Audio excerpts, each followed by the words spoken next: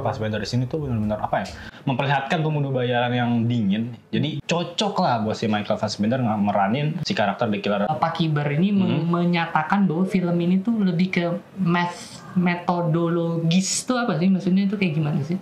Halo Sigmania, selamat datang di channel YouTube kita lagi.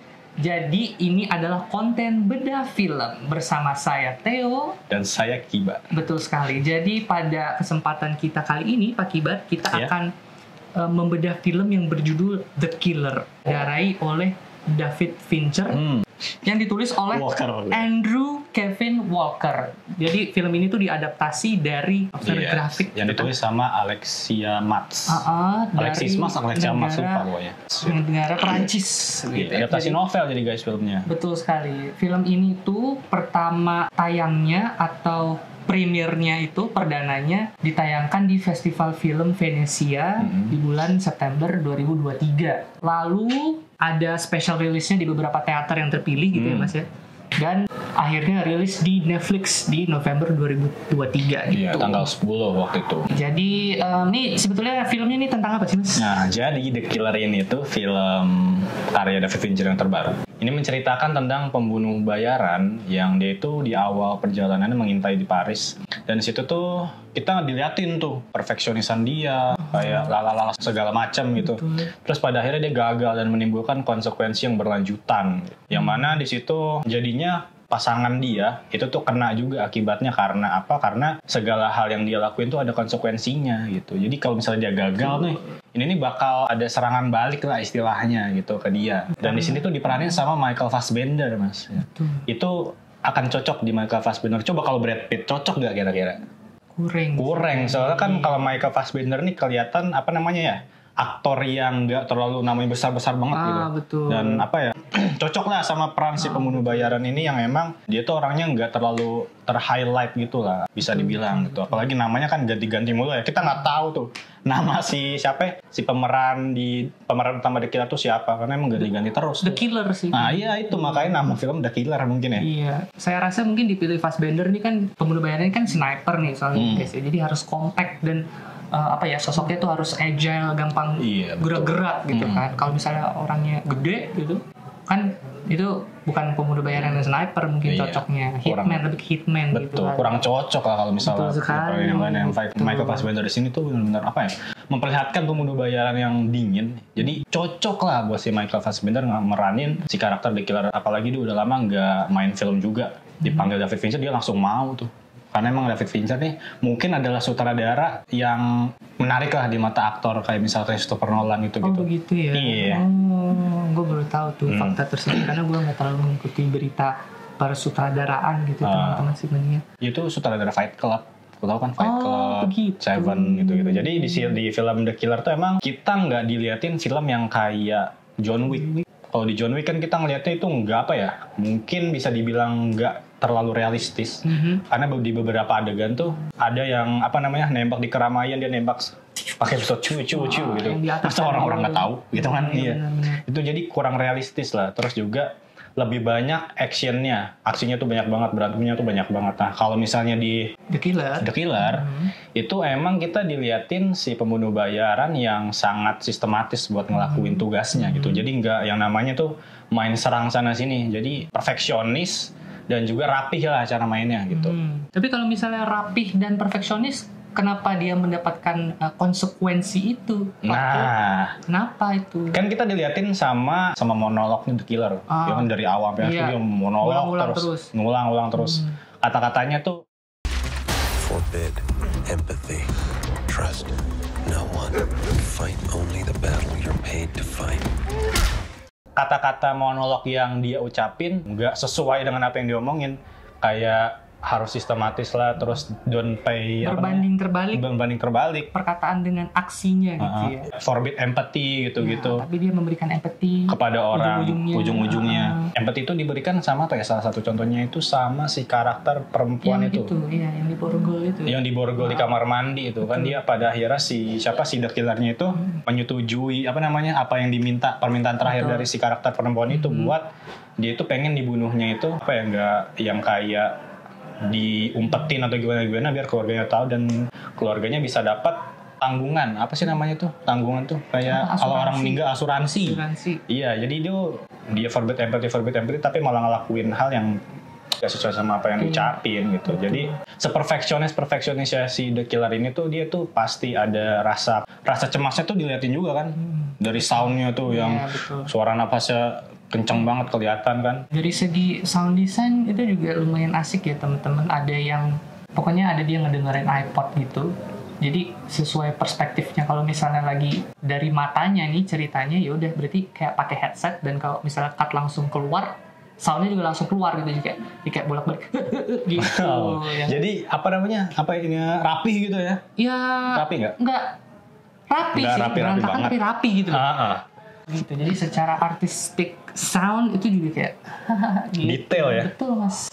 Terus gue juga mau bahas nih, waktu itu sempat mendengar Pak Kibar ini menyatakan bahwa film ini tuh lebih ke metodologis tuh apa sih, maksudnya itu kayak gimana sih? Maksudnya itu sebenarnya itu lebih ngegambarin si karakternya sih. Jadi yang tadi gue bilang, jadi nggak kayak John Wick tapi dia benar-benar apa namanya? Metode dia mengerjakan semua hal yang emang dia kerjain.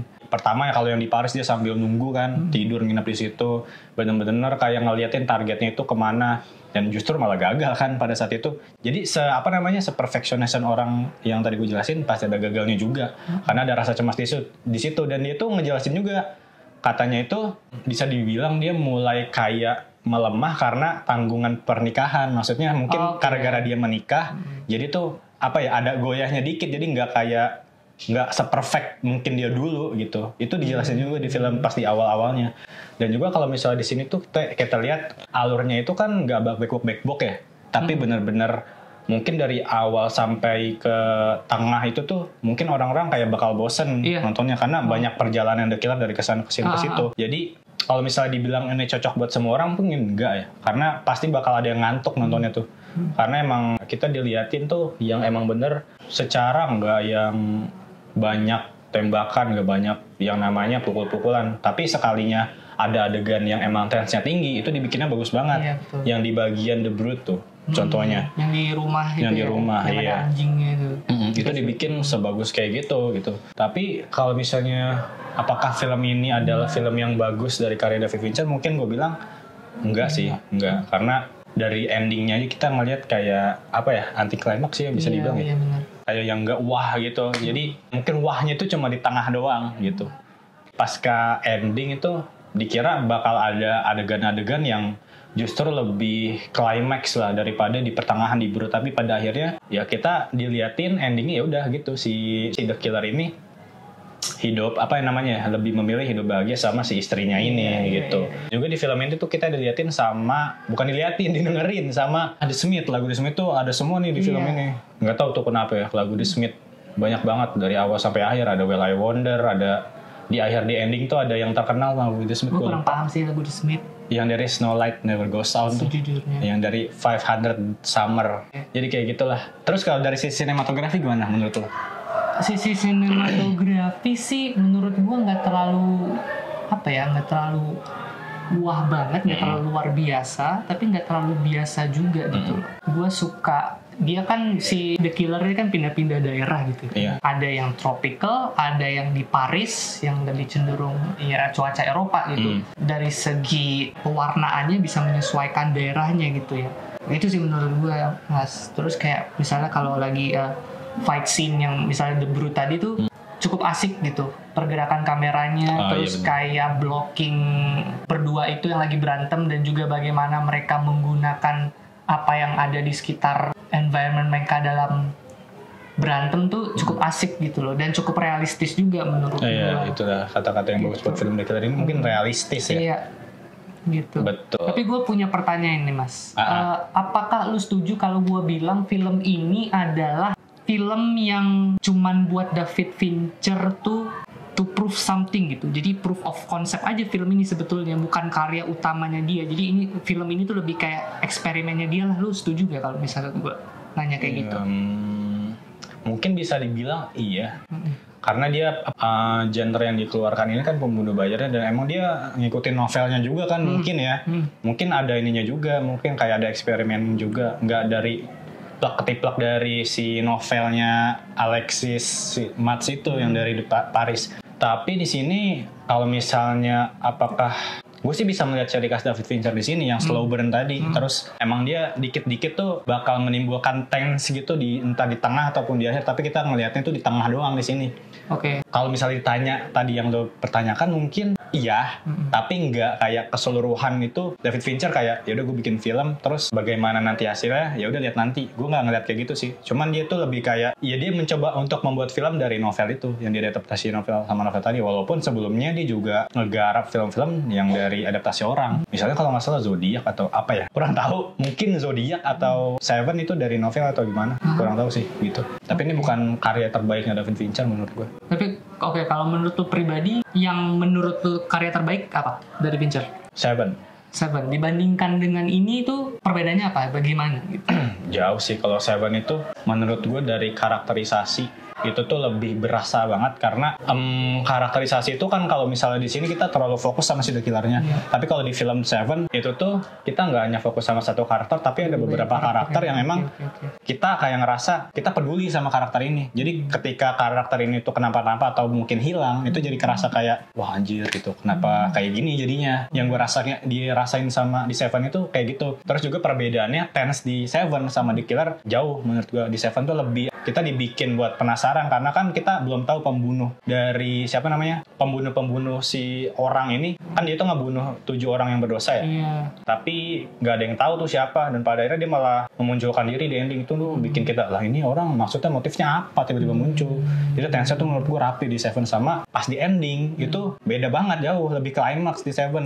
Kita dibikin kayak ini maksudnya apa nih semuanya gitu, kayak gitu sih. Beda sama The Killer menurut gue.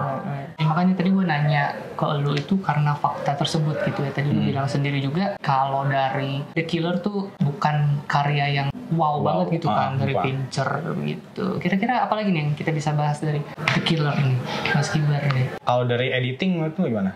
Rapi nggak sih? Dari editing, dari editing ini menarik sebetulnya. Dia tuh asik gitu ya, simple.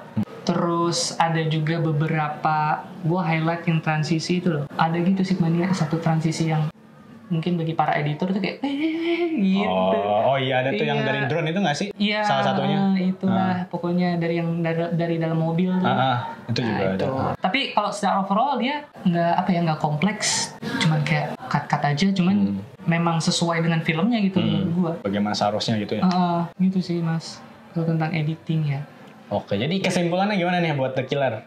Kesimpulannya ya, gimana kesimpulannya? Kita kasih nilai kan? Kasih nilai aja, iya nilai aja lah. Berapa? 1 sampai 10? 1 sampai 10. 10, gue kasih 6,8. Oke, gue di 7 deh, 7-in deh kalau gue. Jangan deh 1 sampai 10 tapi nggak boleh 7, karena 7 itu angka buat kasih baik doang gitu. Oh, baik doang. Itu kayak tengah-tengah gitu, orang nggak mau jahat nggak mau baik tuh kasih 7 gitu. Jadi 72 deh. Hah? Gimana? 7,2? Iya. Di atas berarti ya? Lebih ke arah bagus gitu ya. Gue 6,8 karena gue kurang paham. Kayak kurang wow gitu. Iya, kayak biasa aja gitu rasanya. Tapi kalau saya suka sama konsepnya gitu. Siap. Emang Mas Kibar tuh emang suka yang aliran kayak gitu ya? Iya, aliran-aliran yang aduh gitu, apa maksudnya nggak ngerti padahal. Yang bermain dengan akal gitu ya. Oh iya benar, tembak-tembakan, dar kan, mati di taksi itu darah keluar kemana-mana, itu seru juga ditonton. Betul sekali teman-teman. Oke, sepertinya segitu saja. Bedah film. Pembahasan kita ya, bedah film untuk film The Killer. Kali ini. Nah, Sigmania kan. Iya. Tadi kan kita habis bahas bedah film The Killer. Dan di Sigma TV juga ada film-film juga nih yang ditayangin di channel ini. Misalnya tuh apa? Ada film pendek apa tuh? Film pendek ya, by the way, sama web series. Misalnya ada Derita Laut Ibu Kota.